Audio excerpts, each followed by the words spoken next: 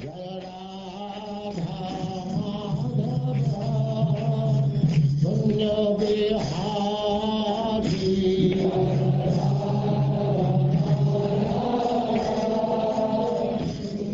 now Chapter 3. Rishabdev's appearance in the womb of Meru Devi, the wife of King Nabi.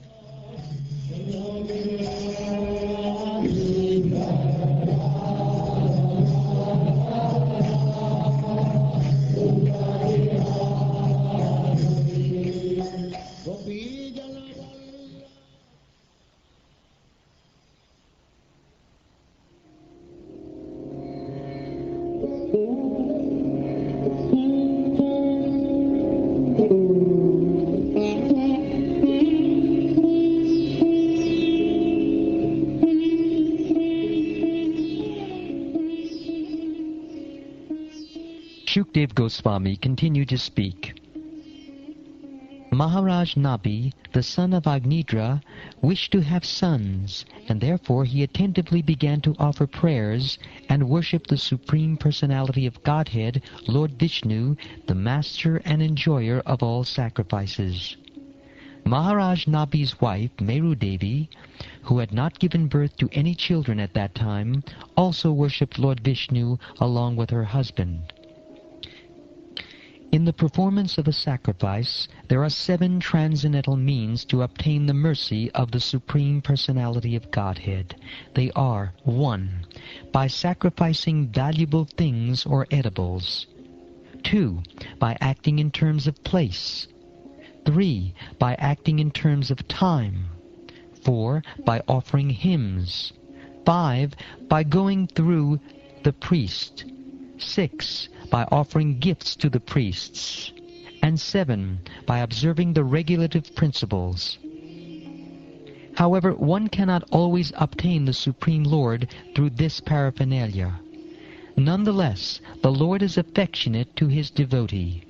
Therefore, when Maharaj Nabi, who was a devotee, worshipped and offered prayers to the Lord with great faith and devotion, and with a pure, uncontaminated mind, superficially performing some yajna in the line of pravargya, the kind Supreme Personality of Godhead, due to his affection for his devotees, appeared before King Nabi in his unconquerable and captivating form with 4 hands.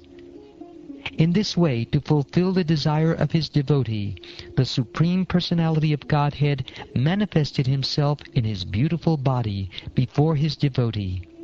This body pleases the mind and eyes of the devotees. Lord Vishnu appeared before King Nabi with 4 arms. He was very bright, and he appeared to be the best of all personalities.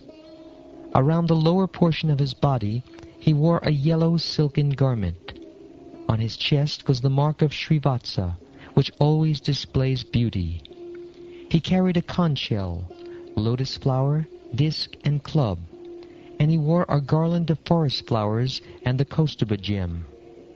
He was beautifully decorated with a helmet, earrings, bangles, belt, pearl necklace, armlets, ankle bells, and other bodily ornaments bedecked with radiant jewels.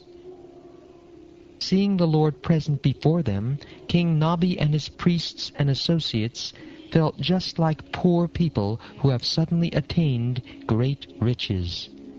They received the Lord and respectfully bent their heads and offered him things in worship. The priests began to offer prayers to the Lord, saying, O most worshipable one, we are simply your servants. Although you are full in yourself, please, out of your causeless mercy, accept a little service from us, your eternal servants. We are not actually aware of your transcendental form, but we can simply offer our respectful obeisances again and again, as instructed by the Vedic literatures and authorized acharyas. Materialistic living entities are very much attracted to the modes of material nature.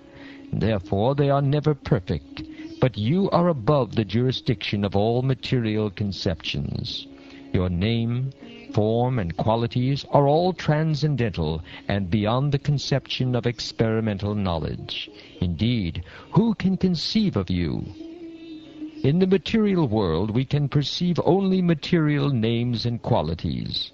We have no other power than to offer our respectful obeisances and prayers unto you, the transcendental person. The chanting of your auspicious transcendental qualities will wipe out the sins of all mankind. That is the most auspicious activity for us, and we can thus partially understand your supernatural position. O Supreme Lord, you are full in every respect. You are certainly very satisfied when your devotees offer you prayers with faltering voices, and in ecstasy bring you tulsi leaves, water, twigs bearing new leaves, and newly grown grass. This surely makes you satisfied. We have engaged in your worship with many things, and have offered sacrifices unto you. But we think that there is no need for so many arrangements to please your lordship. All of life's goals and opulences are directly, self-sufficiently, unceasingly, and unlimitedly increasing in you at every moment. Indeed, you are unlimited enjoyment and blissful existence itself. As far as we are concerned, O Lord, we are always after material enjoyment. You do not need all these sacrificial arrangements, but they are meant for us, so that we may be benedicted by your lordship. All these sacrifices are performed for our fruitive results, and they are not actually needed by you. O Lord of Lords, we are completely ignorant of the execution of dharma, artha, kama, and moksha, the process of liberation, because we do not actually know the goal of life. You have appeared personally before us like a person soliciting worship, but actually you are present here just so that we can see you. You have come out of your abundant and causeless mercy in order to serve our purpose, our interest, and give us the benefit of your personal glory called apavarga, liberation. You have come, although you are not properly worshipped by us due to our ignorance. O most worshipable of all, you are the best of all benefactors, and your appearance at saintly King Nabi's sacrificial arena is meant for our benediction. Because you have been seen by us, you have bestowed upon us the most valuable benediction. Dear Lord, all the great sages who are thoughtful and saintly persons incessantly recount your spiritual qualities. These sages have already burned up all the unlimited dirty things, and by the fire of knowledge strengthened their detachment from the material world. Thus they have attained your qualities and are self-satisfied. Yet, even for those who feel spiritual bliss in chanting your attributes, your personal presence is very rare. Dear Lord, we may not be able to remember your name, form, and qualities due to stumbling, hunger, falling down, yawning, or being in a miserable diseased condition at the time of death when there is a high fever. We therefore pray unto you, O Lord, for you are very affectionate to your devotees. Please help us remember you and utter your holy names, attributes, and activities which can dispel all the reactions of our sinful lives. Dear Lord, here is the great King Nabi, whose ultimate goal in life is to have a son like you. Your Lordship, his position is like that of a person approaching a very rich man and begging for a little grain. Maharaj Nabi is so desirous of having a son that he is worshipping you for a son, although you can offer him any exalted position, including elevation to the heavenly planets or liberation back to Godhead. Dear Lord, unless one worships the lotus feet of great devotees, one will be conquered by the illusory energy, and his intelligence will be bewildered. Indeed, who has not been carried away by the waves of material enjoyment which are like poison? Your illusory energy is unconquerable. No one can see the path of this material energy or tell how it is working. O Lord, you perform many wonderful activities. Our only aim was to acquire a son by performing this great sacrifice. Therefore, our intelligence is not very sharp. We are not experienced in ascertaining life's goal. By inviting you to this negligible sacrifice for some material motive, we have certainly committed a great offense at your lotus feet. Therefore, O Lord of Lords, please excuse our offense because of your causeless mercy and equal mind.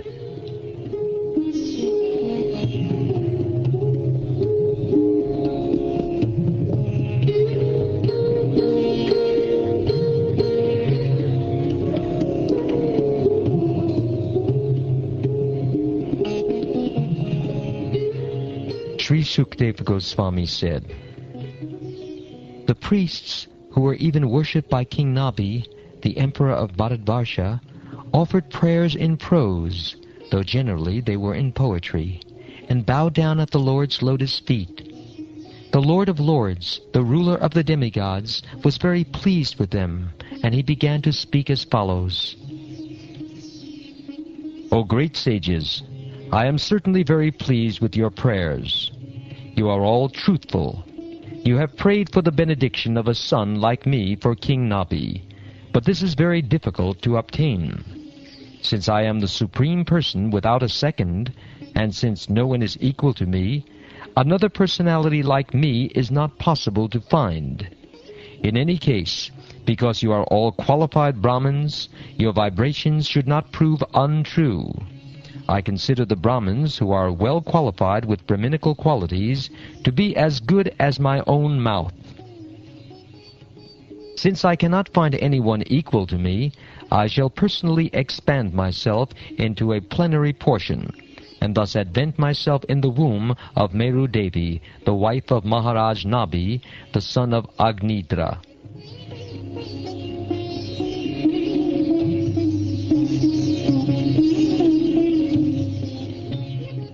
Shukadeva Goswami continued, "After saying this, the Lord disappeared.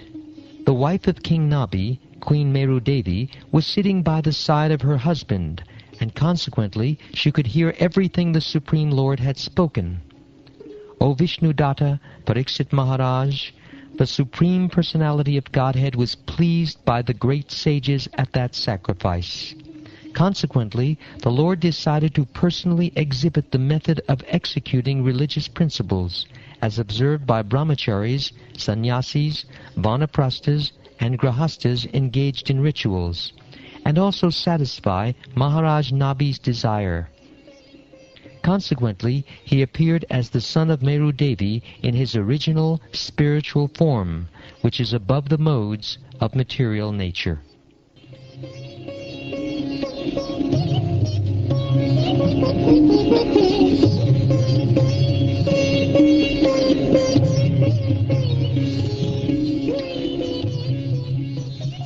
Thus ends the third chapter of the fifth canto of the Srimad Bhagavatam, entitled Rishabdev's Appearance in the Womb of Meru Devi, the wife of King Nabi.